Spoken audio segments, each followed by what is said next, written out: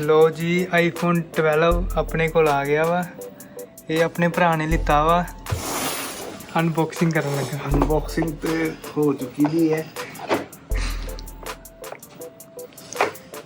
वाह हत्थ कंब रहे है, ठंड करके कंब रहे या नहीं? वो थोड़ी जी वो किडनी कढ़ाई है ना, टांके थोड़े जे ओहो किडनी है ता करके।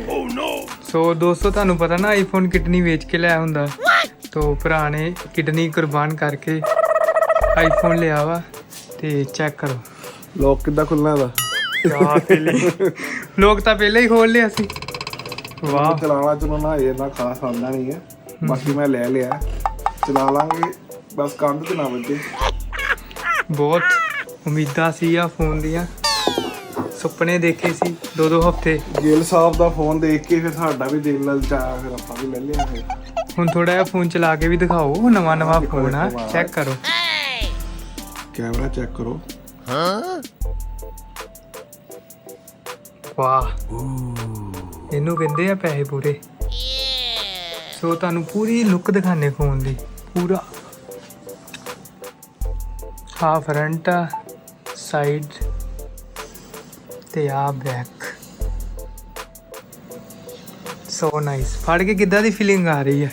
बस डर ही लग रहा, सुना देख दे ना गाड़ पवाया हले, कुछ नहीं पाया ये, पैसे नहीं ना बचे। सारे दा फोन ते लग सारे फोन ते लग गए। दूजी किडनी दा सोच रहे हैं, फिर आपां पवाने नु गाड़ गूड़। नहीं इन्ना महंगा नहीं है गार्ड, 400-500 च ही पै जाना। नहीं आपां गार्ड रखना भी है, नाले दा ध्यान ले, सिक्योरिटी गार्ड भी रखना है। अच्छा फिर इस करके फोन देख लो।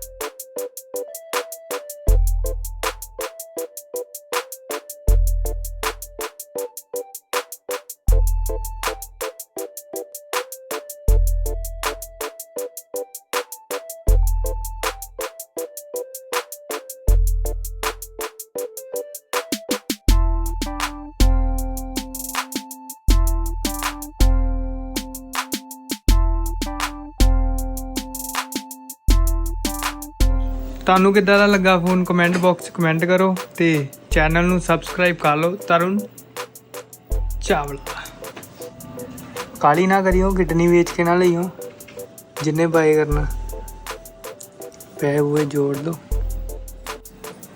ਬਹੁਤ ਨਾਈਸ ਫੋਨ ਆ, ਵਾਈਟ ਕਲਰ, ਵਾਈਟ ਸਿਲਵਰ।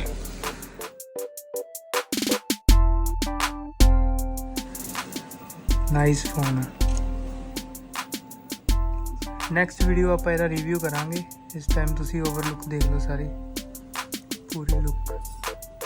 ਚਲੋ ਵੀ ਦੋਸਤੋ ਫਟਾਫਟ ਚੈਨਲ ਕਰ ਲਓ ਸਬਸਕ੍ਰਾਈਬ ਤੇ ਬੈਲ ਆਈਕਨ ਨੂੰ ਪ੍ਰੈਸ ਕਰ ਲਓ। ਅਗਲੀ ਵੀਡੀਓ ਦਾ ਰਿਵਿਊ ਵੀ ਜਲਦੀ ਆਊਗਾ।